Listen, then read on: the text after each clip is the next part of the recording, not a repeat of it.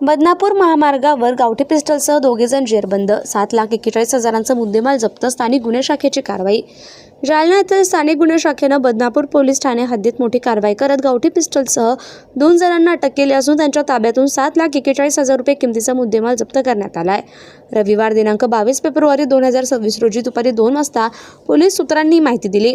21 February 2026 रोजी स्थानिक गुन्हे शाखेचे पथक बदनापूर हद्दीत अवैध अग्निशस्त्रे बाळगणारे इसमांविषयी मिळालेल्या खात्रीशीर माहितीनुसार शासकीय आणि खासगी वाहने गस्त घालत होते. दरम्यान सचिन साहेबराव विंचाळ राहणार नांदी तालुका अंबड जिल्हा जालना आणि भाऊलाल देवचंद जराडे राहणार नांदी तालुका अंबड जिल्हा जालना हे दोघे स्कोडा कार मध्ये अवैधरित्या गावठी पिस्टल बाळगून सोमठाणा बदनापूर मार्गे येणार असल्याची माहिती पथकास मिळाली.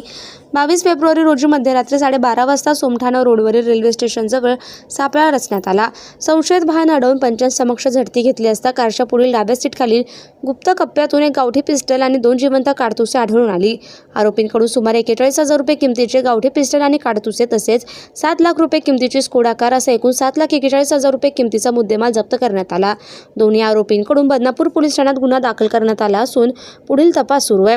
ही कारवाई पोलीस अधीक्षक अजय कुमार बन्सल, अपर पोलीस अधीक्षक आयुष नोपा यांनी, उपविभागीय पोलीस अधिकारी अनंत कुलकर्णी आणि स्थानिक गुन्हे शाखेचे पोलीस निरीक्षक पंकज जाधव यांच्या मार्गदर्शनाखाली करण्यात आली.